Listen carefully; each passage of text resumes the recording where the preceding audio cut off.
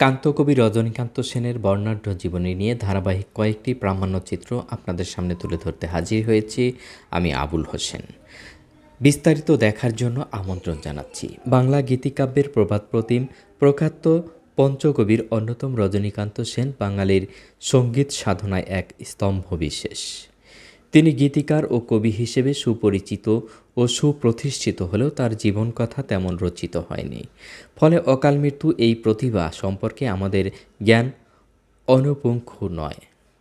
মাত্র ৪৪ বছরের স্বল্পায়ু জীবনে এই সঙ্গীতকার যে গানের ভাণ্ডার রেখে গেছেন তার পরিধি রবীন্দ্রনাথ ঠাকুর কিংবা কাজী নজরুল ইসলামের মতো বিরাটকায় না হলেও আপন দীপ্তিতে ভাস্বর, আর তার পরিধিও নেহাত কম নয়। স্বদেশপ্রেম ও প্রকৃতি বিষয়ক এবং হাসির কিছু গান রচনা সত্ত্বেও রজনীকান্তকে মূলত আমরা ভক্তিভাবের কবি ও গীতিকার হিসেবে চিত্রিত করে থাকি। সুরারোপে তিনি ছিলেন খাঁটি বাঙালি। বাউল ও কীর্তন বা লোকসঙ্গীতের বিচিত্র প্রভাব ছিল তার গানে। কান্তগীতির ধারাটিও ছিল প্রবাদী সুরের মতো নিজস্ব ঢঙে বাঁধা। তাই রজনীকান্তের কোনো কোনো গানে কান্তধ্বনিতার পরিলক্ষিত হয়। কান্তকবি তার সঙ্গীতের ভাষা এবং ভাবের মধ্য দিয়ে যে ছবিটি এঁকে দিয়েছেন সেটা অসহায় এক আর্তমানবের। তার গানের সুর ও ছন্দের দ্বারা তিনি সাধারণের দ্বারে উপনীত হয়েছিলেন। রজনীকান্তের গান আত্মনিবেদনের গান। তার গানে এক ধরনের সরলতা আসে, কিন্তু সেই সরলতা গায়কের কণ্ঠে ফুটিয়ে তোলার কঠিন কাজটি করতেন তিনি।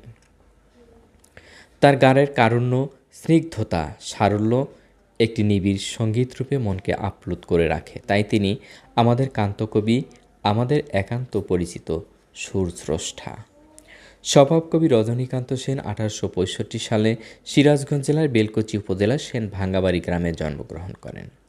তিনি বংশগত দিক থেকে বঙ্গজ বৌদ্ধ। রজনীকান্তের পূর্বপুরুষদের আদি নিবাস ছিল বর্তমান টাঙ্গাইল জেলার যমুনা নদীর পূর্ব তীরে অবস্থিত সহদেবপুরে।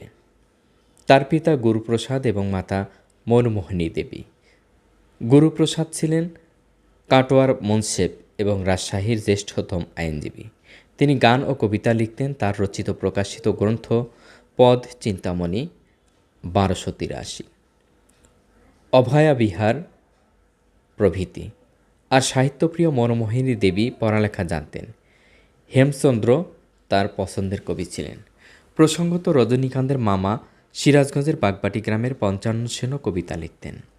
রজনীকান্তের কাকাতো বোন অম্বুজা সুন্দরী দেবীও সাহিত্য চর্চা করতেন।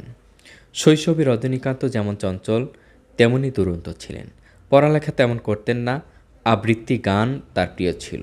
পূজার ছুটিতে গ্রামে এলে সুদর্শন এই শিশু গান গেয়ে আবৃত্তি করে গ্রামবাসীদের মুগ্ধ করত। তার এ গুণ দেখে বিদ্যাপতি চণ্ডীদাসের পদাবলী আবৃত্তি শেখাতেন তার বাবা। বাবা হারমোনিয়াম, তাস, ফুটবল আর গান গেয়ে হেসে খেলে তার শৈশব কাটে।